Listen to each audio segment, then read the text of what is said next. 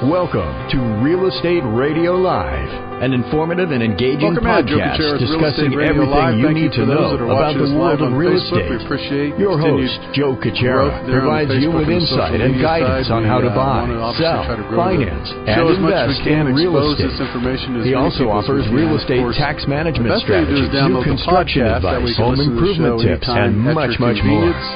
And now, to guide you around the world of real estate, here's your host and Real Estate Radio Live team leader, Joe Cucchiara. The primary goal of educating the consumers on the topics we have. And also, if you've been following the show for almost a year now, maybe a little less than a year, Jack, we started last year. We kicked off a series, Starting Something New in Silicon Valley. And Jack will give his background in a second for those that are tuning in for the first time.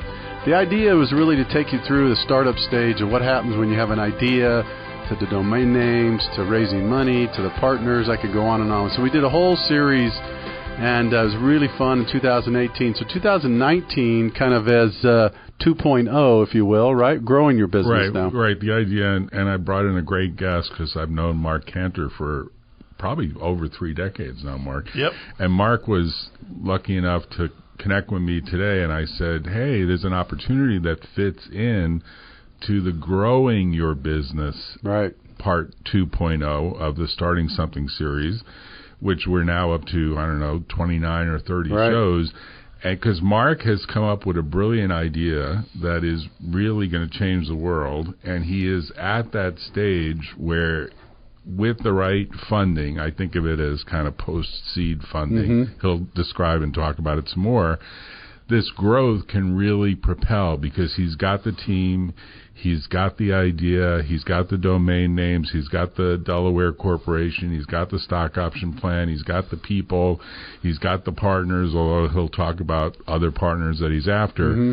And really, we like to bring in live examples of people that are doing this stuff because this is really a real show where there are real people making their way through Silicon Valley, although Mark has come up with a great idea, which is extending the reach of his reach in Silicon Valley in ways that I think are quite innovative that he'll talk about. Yeah. So I said to you, hey, would you allow me to do this? Because Mark is available. He's usually traveling or busy, and he's got a lot of other gigs that he's doing that he can talk about. But this is really his next big idea.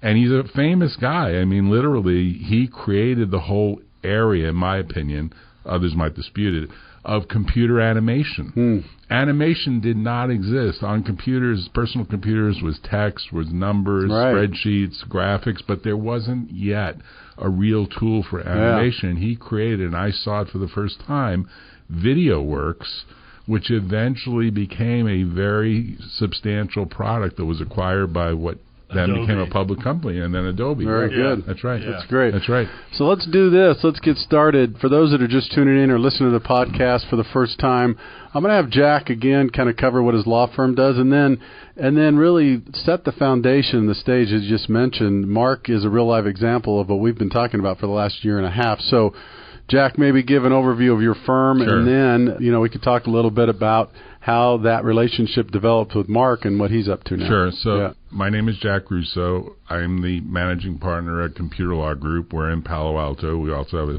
small office in San Francisco. We're considered a Silicon Valley, but we're in fact a national law firm that helps startups with intellectual property, with litigation, with startup activities, with getting off the ground, with getting out of the garage. And we know a lot of people because I've been doing this for nearly 40 years now. I mean, I look at my young wife and I say, I'm getting old, Lee. And she says, no, you're not. And I say, boy, it's been a while. And I know a lot of people from literally the 1970s, as I said, my old law firm, which has had its best year of all time. I was reading in the newspaper. I'm wondering, what would it have been like had I stayed there? It's a footnote to a different story, but they had one of their best years. they started, that we were there, we were lucky enough to start, Apple Computer, Jobs and Wozniak show up, and we've told that story. Right. And it's a great story because a lot of Silicon Valley really is an offshoot of different people that saw that platform, and I think Mark was one of them, and he'll talk about that, and said, hey, this is world-changing. This is going to deliver creativity in a different way. Right. And a lot of what Apple is about is very much creativity, and a lot of what Mark is about is making creativity happen on those machines. So I was lucky enough early on enough to meet Mark when he was just a young guy, and I was a young guy, and you're not old, but we were both a lot younger. And he showed up, as I recall, from Chicago and said, look, I have this world-changing software. Let me show it to you. And I saw it, and I said, you're right. I said, oh, that's amazing. And we got it again. And you have it again, and you're doing kind of Mark 2.0 or 3.0 or 4.0 because he's got a lot of other products. And I dragged him in here and said, hey, let's get down to Los Gatos together and do this show with Joe because it's an interesting topic of how you do serial entrepreneurship. Which itself can be a whole separate radio program. So my wife would call it a curse, but yeah, she would call it a curse. She's the breadwinner at this point. Mark is the struggling entrepreneur. The creative soul. Give us kind of an overview, Mark, if you can. Maybe in a minute or so. I know it would take an hour to go through your resume, but give us the listeners an overview of your background, and then as much as you can about the new venture to get us kicked off here. So in the 1980s, we were video game programmers, and we heard about this new machine called the Macintosh. So we became the 10th Macintosh developers and developed a bunch of products, the first music product, the first animation product. I will cut to the chase and say that company Macromind became Macromedia. Okay. We got venture capital. We had a guy named John Doerr on our board. We were the third software. We were the third software company that 𝗘𝘀𝘁𝗁 ever invested in. Wow. Okay, and that was in '88. So we rode this curve. Most people forget there was a downturn in '89 and '90. So the venture capitalists started merging in other companies. So all of a sudden I'm learning about my bylaws and what rights I had and what rights I didn't have. And by the time Macromind became Macromedia and it went public in '93, my wife and I had 3% of the company. Wow. And that happens to founders all the time. Yeah. And we like that story all the time. We like to say we as a law firm are philosophically hitched to the individual founders and the team, and not the money, not the venture capital. We're tied more to the intellectual capital because we think the money is fungible. And if you look around Silicon Valley, most of the big law firms are really tied to the venture capitalists. Mark is a good example of someone that really got the worst outcome of what should have been an amazing outcome. Multi-billion-dollar company. I still think you did well, but it could have been better. Could have been a lot better. The point is that, in fact, we didn't develop the software to make money. We developed software to change the world. That was successful. Many, many people, over 100,000, started their careers because of us. Okay, and I know because they're constantly coming to me and thanking me. The trick is, of course, that as you're changing the world, how to make some money along the way. And there are plenty of examples of Ted Nelson, Doug Engelbart, Lee Felsenstein, plenty of inventors and people who changed the world who made nothing, who made less than me. Okay? So I'm happy with what I have. I then took my IPO money, and what I didn't understand was how lucky we were. So I'm taking all this money, convinced, well, I'll just go make some more money. And that was 25 years ago. So I feel like I have something what I call the Orson Welles complex, which is I had an early hit early on in life and had nothing to compare to it. So, of course, we're looking for the phoenix to rise. Anyway, so that's my background. I'm an opera singer and a dad and kind of a regular around the Silicon Valley conferences. I'm the guy who'll get up and ask a hard question because I don't buy the bullshit that, fake news that they're hustling, that they're shoveling. And so I'll challenge them because I'm technical enough, but yet I understand the marketplace and what all these things really mean. And so that's my background. Very good. How much can you tell us, or at this point, what can you tell us about the new venture, and maybe can you give us an overview of how it might change how people interact today, what they do today. How much you want to share with us today? I know way more than we've got time for. So let me quickly summarize by saying that there are three major trends that we're combining together, and ultimately this product is not for anybody in this room, maybe this young guy over there, but it's for our kids, okay? Got it, okay. Because the kids live in their cell phones, in their smartphones, and they communicate through what they call selfies. Okay, so the evolution of selfies has gone, it started with multimedia, and then this thing called blogging, and then this thing called YouTube, and that went to Snapchat and Instagram, and nowadays there are they announced yesterday, 500 million stories posted every day on Instagram. Wow. Okay? All right. This thing's called stories. And technically, we would call that like a slideshow. It's a short little video and a photo. Okay? The second trend we're working with is AI. And I don't have to tell you about Skynet or Terminator or Elon Musk warning us that the sky is falling. The best way you can prevent AI from taking over is to let the humans control the AI. To do that, you have to be a mathematician and a data scientist. Today, we're going to create an AI authoring system to do exactly what we did for multimedia in the 80s. We're going to enable anybody to control AI now. That's a big point. That is a big, because really Mark brings to the table all of that knowledge of how to create a product, an authoring tool. That's what's key. See, this is where serial entrepreneurship is so amazing, because the serial entrepreneur is percolating all these ideas that then can manifest into something completely new. And Mark really has that. The company name, which is public, we've got all the stuff reserved. It's called Instigate, and you go by instigate.ai for the domain. Instigate a conversation. So the third leg of the stool is self-expression.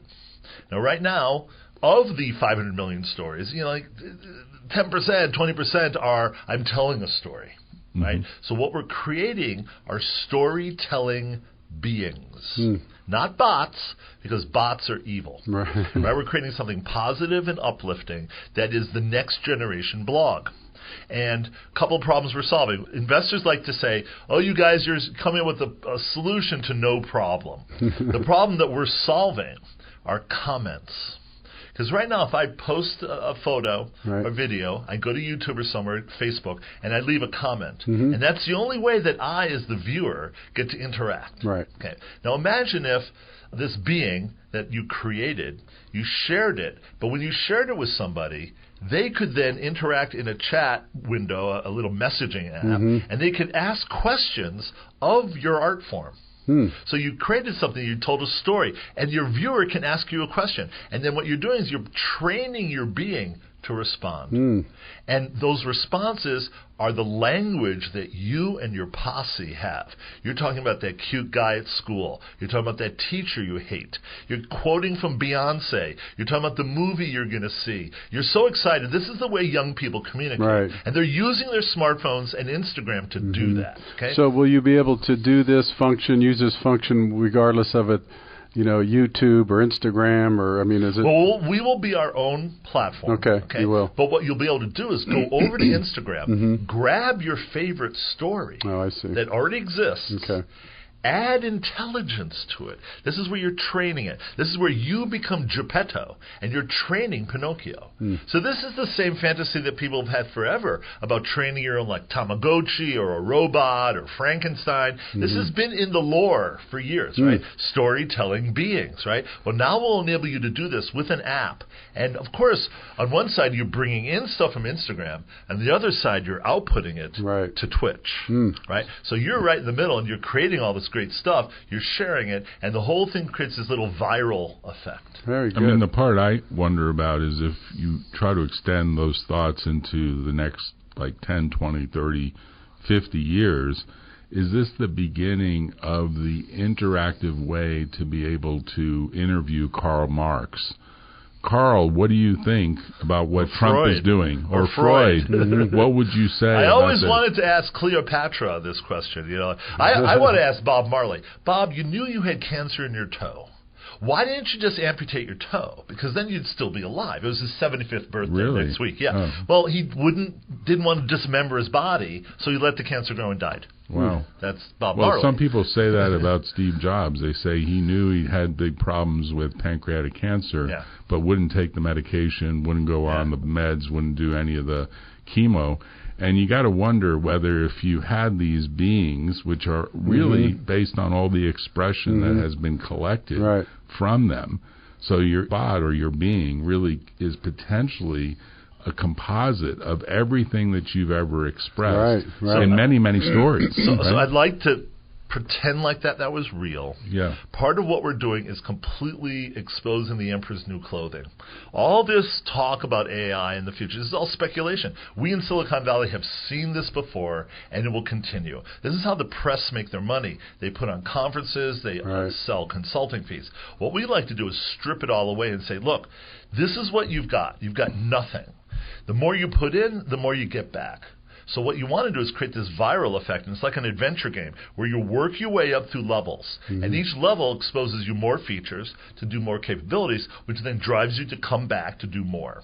But the only thing you want your bot to say is what you've told her to say, right? That means she completely speaks your language, and you're saying that to your friends. So there are 3 phases of the being's existence. You train her, you then share her with your friends privately, but then eventually you push her live out into the public. And there she is next to Beyonce and the Tesla being and L'Oreal and EA and all these other celeb and brand beings. Which already exist. Right? Yeah, and this is how we're going to make our money, right? So, the brands and the celebs pay us. We're developing these beings. We're collecting this data. We sell the data. It's been anonymized. We sell it to our competitors because I believe this will be an entirely new category of self-expression. So we want to help our competitors because there's no way what we're doing is the only way to do it. It's like there isn't one blogging tool.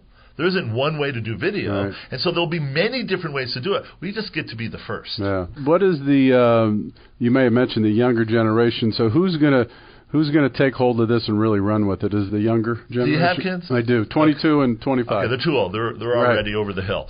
My 14-year-old daughter wakes up in the morning time. She turns on FaceTime. She's talking to her friends while she's getting dressed. Okay. She then looks at the comments from last night from the post she had.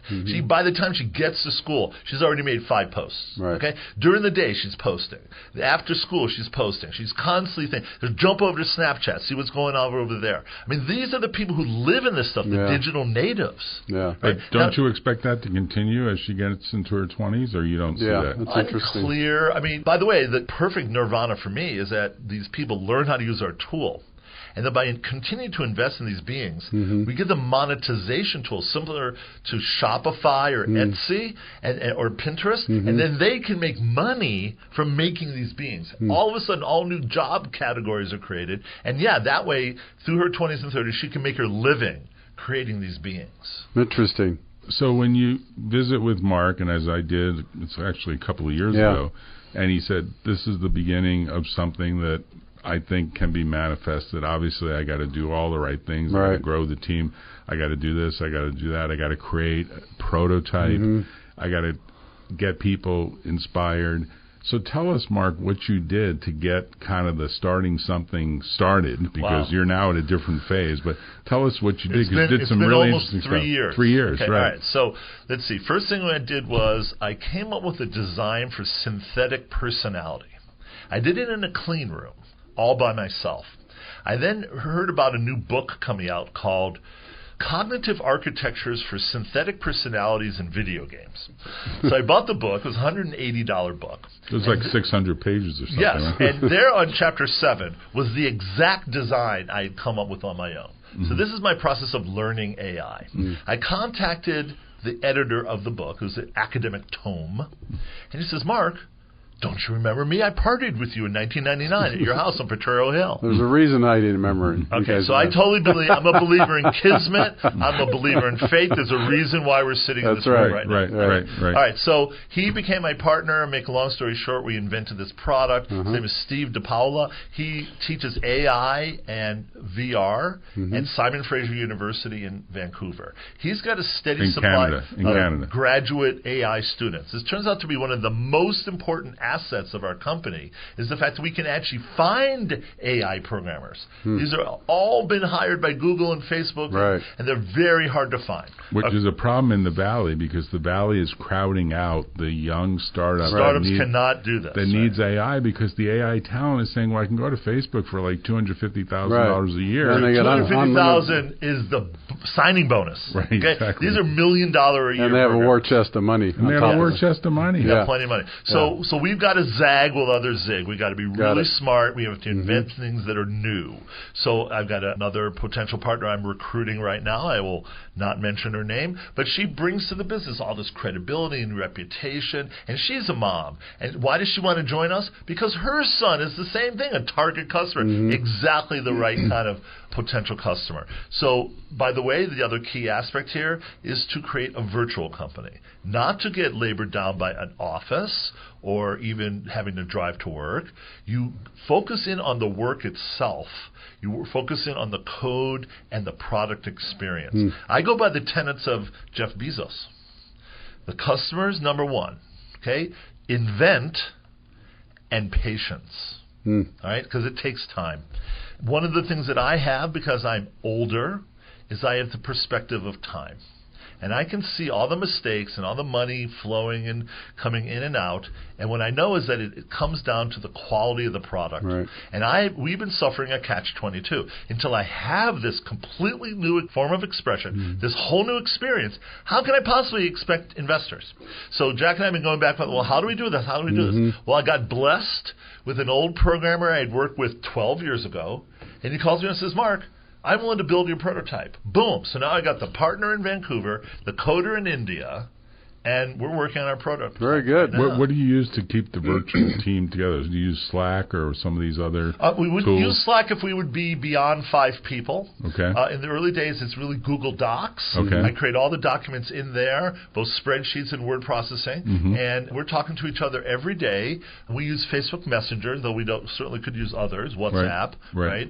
And the key thing is good communication. And so it's funny because I'm also going to be doing like internships and things. The 𝗥𝗲𝗹 College over in San Jose, a school in Holland, because the youth are the people who are most interested. And so to do that, I'd have to write and have very concise documentation of what my vision is. So you're like a worldwide company at this point. Yes. It's all happening, and it's blessed by destiny. So this has to happen. This is going to happen. And the only issue is, are we going to be the first people to do it? So the prototype right now, is it at a stage that's such that you could raise money? Tell us about the process of the prototype and what stages. So first of all, I'm going to break things into at least 3 different kinds of investors. So there's going to be those who meet me in person, who are going to know that I've done it before and I'm going to do it again. So they're going to bet on me. I'm going to show them the progress of the product. They're going to get the best price. Right, they're going to get a $2 to $3 million valuation. Which is a great valuation because once you have a team assembled, the team itself represents a lot of value. In fact, people are saying in the Valley, if you could get 5 AI experts together, the value of the company is at minimum $5 to $10 million, because even getting those 5 people together in the Valley is a major achievement. Those 5 must feel like the idea is a huge idea. They got something here. Now, so then it turns out there is this thing, maybe you guys know about the SEC Jobs Act. So as I was raised, going public was like, and the institutional investors and all the lockup and the handcuffs, that was a big deal. The SEC Jobs Act has changed that. I can go put up a website to accept equity investment. Once we got the right disclaimers and we've communicated. So when we ship the prototype, we will have built in 3 levels to collect money, because I don't believe in saying no to someone who offers me money. So there will be a tip level, a nice low amount, $50. Thank you very much. Then there will be like, okay, give me money and I'll trade you future subscriptions in the product. Up to the point where maybe if you give me enough money, I'll give you a lifetime subscription to the product. Never cost them to use it, in other words. Right. Because I'm banging fat. When they see this product, even though it won't be finished, it'll just be a prototype, it's like, oh my God, right? That's the kind of product we have to build. Okay. Now, after, let's say, $5,000, I want to directly sell shares in the product. Okay, so that's what we call crowdfunding. And then I just found out about my friend 𝗟𝗲𝗎𝗓, who has a company called Forge, and they will have an aftermarket market. So there is a path where our shareholders, let's say we've got a 3-year handcuff on them, at some point they want to go into Gill's market and buy and sell additional shares and get an ROI on their investment. They can participate in Forge, right? So it's our own world. It doesn't have to be blockchain. It doesn't have to be crypto. We'll just keep track of it. The trick is to how to audit it, to be regulated, to dot all the I's and cross the T's, so everybody's happy. But at that point, I don't need venture capital. Right. And it's at the very moment where I don't need the venture capital, Mark Andreessen's knocking at the door. Would you take $100 million? I'll give you a $5 billion valuation. Although he's been scorched because there's a funny show playing on National Geographic that's called God, what is the name of it? But it recently played about the rise and fall of Netscape. Oh. And they really are critical of Mark Andreessen. Completely. It's a very funny show. It's worth watching. What I heard about, after Netscape, he did a thing called Opsware. That was a total hustle. I mean, this guy has been so lucky. He's right been place lucky. at the right time. He's been, and that's he's a smart guy. He's a very smart guy. He's assembled a great VC firm. Andreessen Horowitz he's a big believer in crypto. And I've met with them, and they like the idea. And what they say to me is, "Come back when it's working." Right? So you can't blame them for that. Right. So it literally, as I reduce the risk, I ship the product. I show you that I can take an idea and turn it into actuality. And now I got to build the market. And I was quickly saying to you earlier, our go-to-market strategy is that there's all these people who owe me their careers. I go to them and I say, "Look, dudes, this is the next big thing. And use it to improve your relationship with your daughter." Okay? So they take the product, they show it to their kid, and they create a new kind of intergenerational bonding thing. Well, I didn't know Dad knows something that's cool, and then the father-daughter relationship improves, everybody's happy, we're making money, the product's growing.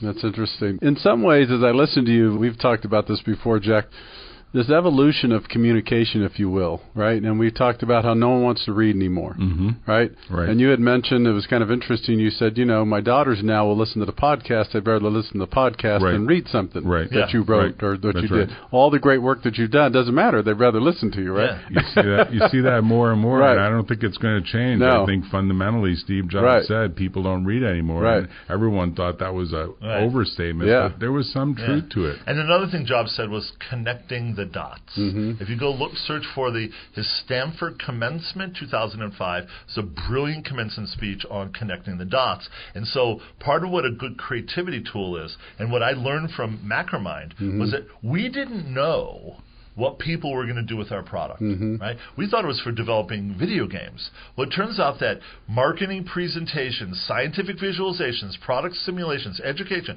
were all possible because our users showed us what they could do with our product. I'm banking on the same thing that's going to happen. Good. We're creating this general purpose tool. I'm a toolsmith, and I'm banking on the fact that it's coming out of education, it's coming out of health, tour guides, real estate salespeople. Everybody's got a story to tell, right? And so this is a storytelling tool. Excellent. So a couple of minutes we have left. Is it too early if people want to find out more? Is there a website, or is it a little bit too early for that? What type of thing could you do to let people kind of engage a little bit and get a better idea? Okay, so we've got a Facebook page. Okay. But also the key thing is Instigate.ai. Okay. It's just a teaser site now. All right. Interesting side story. If you want a .ai company, you got to pay $200 for the domain. Are you serious? I was wondering about that. Because the nation of Antigua controls the .ai. No kidding. Yeah, it's a fascinating story. I went looking for it, and I couldn't find it on any site. I had to look and search for it. $200 up front. Really? That's called monetizing. Wow, I had no idea. So I was looking up, the name of the show is Valley of the Boom on National Geographic. It's a very, very funny show. It's kind of one of these things that you have to compare with the Silicon Valley show that's on HBO. Yeah. So National Geographic has this competitor, and it's very much about Netscape had nothing. I was reminded of the story. And Door was on the board. And then all of a sudden, this was like way before Netscape at the very beginning. They had nothing. And then all of a sudden they got some people to team up to do a bunch of free work, and boom, something could get created. That's it was an amazing story, and that's baked into Valley of the... So here's a fiduciary duty story. At that moment in time, Doerr was on our board, okay? The Netscape time. And he took Netscape public. Right. What should have happened was the TCP/IP stack should have gone into Director instead of the Director becoming a plug-in to plug into Netscape. Yeah. So he had conflict of interest on his fiduciary duty. Too bad. Right? Okay, so that's just one story. The world could have been quite different. The other Netscape story is that Netscape 4 was their downfall.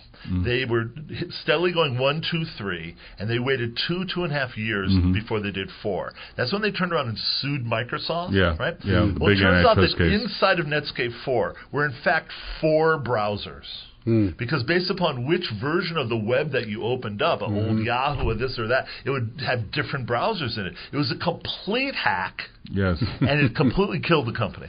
Well, they also ended up making it open source as kind of a last-ditch effort. And then they merged the company into AOL. I mean, AOL Miles became Gilbert. I mean, a lot of that history Mark knows far better than I do. I know those people. But it's a really interesting story because the kernel of the idea, which emanated from Mark Andreessen, and I think of the kernel idea that emanates from Mark Canter, is huge. Right.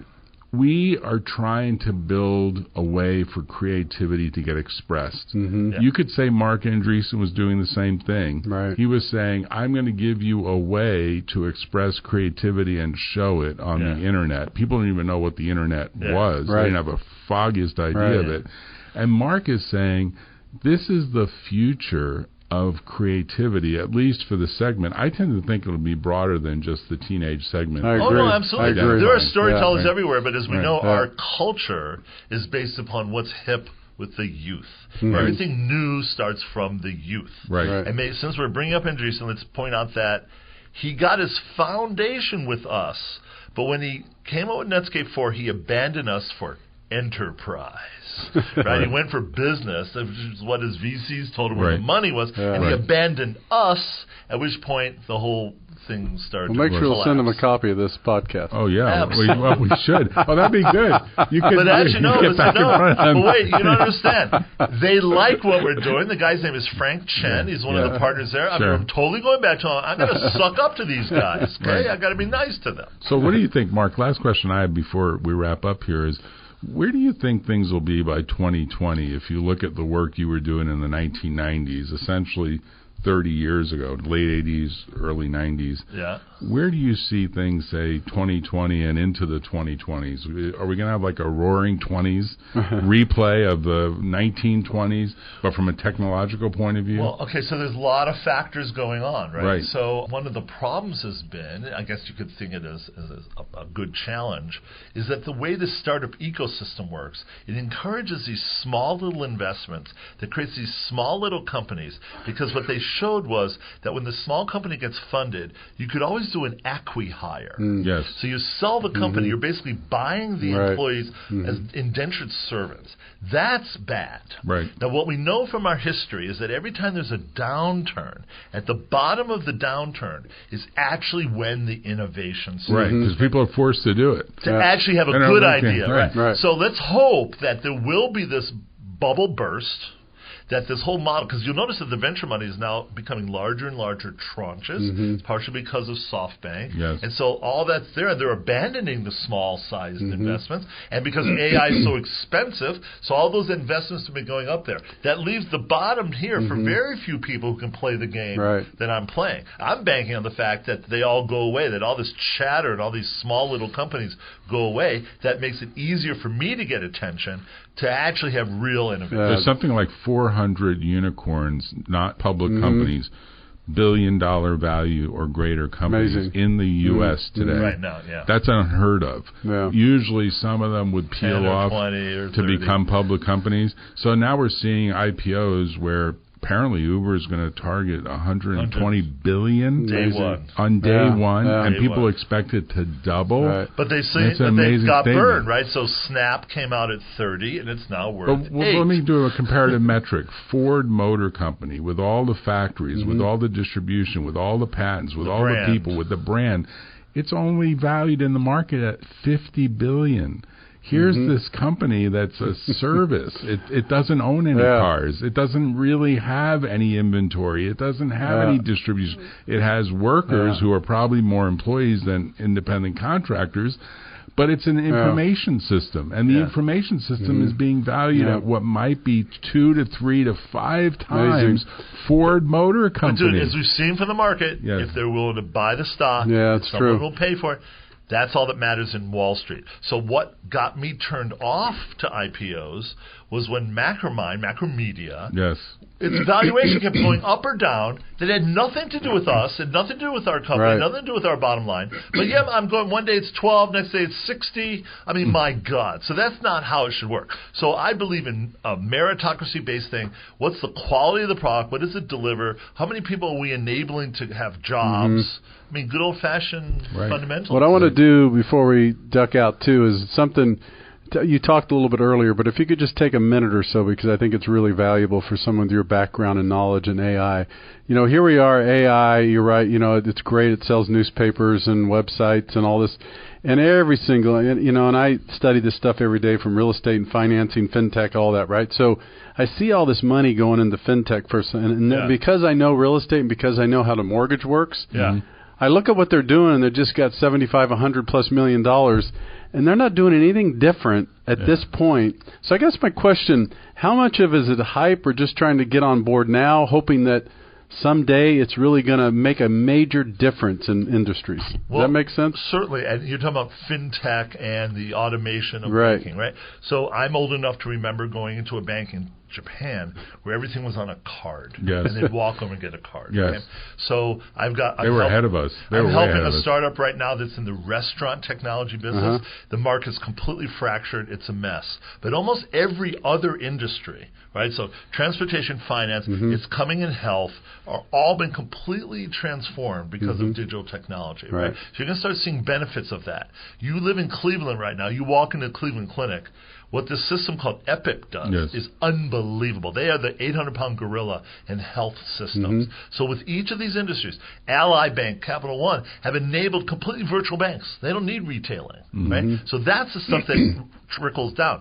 Uber and Lyft have changed the world. When you're done with your ride, you get out of the car and leave. There's no transaction with money and a credit card. Airbnb, when you're done with your thing, you're out of there. Amazon Go, when you're done, you're out of there. So that's going to affect. Imagine doing that in the restaurant business. That's one of the other startups I'm working. Okay, so there's lots of ways with the technology, what we call digital transformation. The famous line is by Andreessen: all businesses are now software businesses, right? Whether you're in the software business or not, software affects your business, right? Absolutely. And so you can bet 2020 on, if you're not astute in software, you're going out of business. So, Mark, maybe you should give your details of, you're the CEO of Instigate and how to reach I'm the CEO and chairman of Instigate. That's right. We can be found at instigate.ai, and we are planning to have a public prototype. I'm going to break a lot of rules. We're going to ship our prototype and accept money, because I need the money. Because at this moment, we've taken in $0.00. Right? So you want to participate in this ride with us? You come over to our site, and we will change your world for you. Very good. And I think Mark has done a great job, and we should all clap. We've got a little audience here. Thank you, Mark. Excellent. I'm Jack Russo from Computer Law Group, jrusso at computerlawgroup.com in Palo Alto and San Francisco, 650-327-9800. Thank you, Mark, for coming on board. Thank you for having us. Great show, Thank you very much. Mark. Very good. Bye-bye. Thanks again, Joe Cucchiara with Real Estate Radio Live. Thanks to our guests today. For more information, you could always go to reradiolive.com. Take care. Have a great afternoon. You've been listening to Real Estate Radio Live. For more information on today's program, visit reradiolive.com. That's reradiolive.com. Subscribe to our podcast. Discover more at reradiolive.com.